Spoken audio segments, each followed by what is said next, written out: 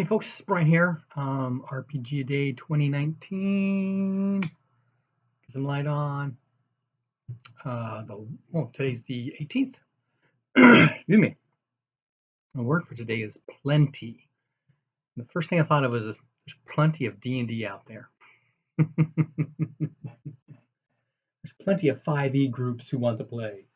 But what I think I'll actually talk about is dice. Now, I would not consider myself a connoisseur of dice or diceophile or anything like that, but I do have my favorite set of gold dice. Favorite set. Oh, there we are. Gold dice that I use all the time for myself. I've also got two sets of RuneQuest dice, the tan and the lunar red. I'm still missing the Orlanthe blue. I'll get those next time. I've got two sets of metal dice. These are the rose ones. It was a Kickstarter. I think I wanted rose with black lettering. There was something wrong with that batch, so they offered me two, so I took red and white.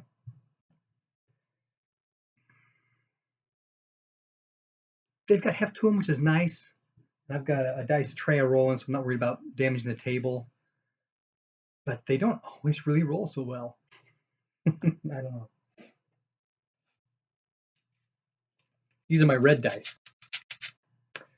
I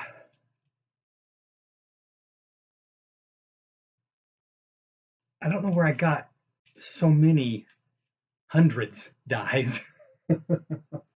I've got a bunch of them, but a bunch of D6s and D8s, that kind of thing. Because I had in my second 5e game campaign, I had the half orc paladin guy, and he was a smiter, so I always had those D8s to throw extra stuff out there. What's in here? These are my black and white dice. Not well, black and white, black and clear. Black and clear. I don't remember why I bought the black, but I bought a set of blacks with also another Kickstarter with various levels of polish. You know, one completely unpolished, one with one layer, and then one fully polished. I learned at a convention seminar about dice, about how the more you polish, the more out of balance they become. Well, I still think the unpolished ones have got that nub from where they came off of the die set. I mean, die filled with the plastic, right? Still throws it off, my opinion. Okay. Oh, and I specifically use those black and clears for the dark elf paladin warlock that I have. I really like that Pallylock. She was great. I also have some specialty dice here. These are from RuneQuest. Well, not from RuneQuest. They're for RuneQuest.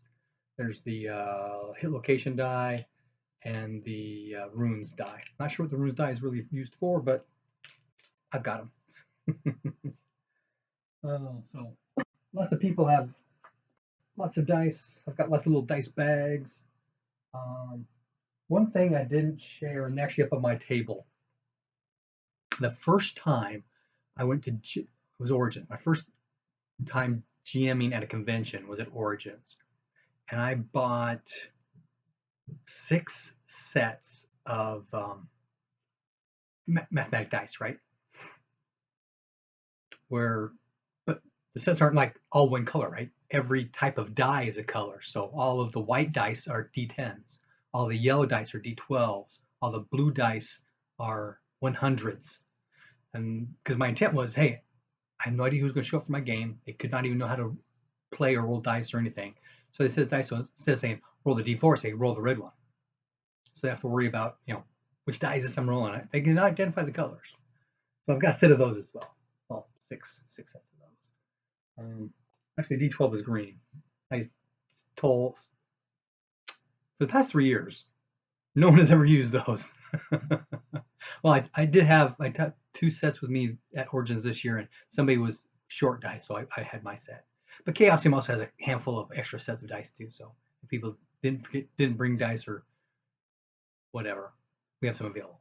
But I pulled all the D12s out of those sets because I use those for me as a GM for RuneQuest, tracking all my monster strike ranks.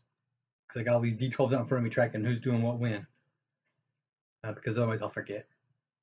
Like I did with my last game, and a brew was using a spear instead of his mason shield or club and shield, whatever it was he had, because he had 12-point skin. He wasn't worried about parrying. Took the party forever to get that guy down.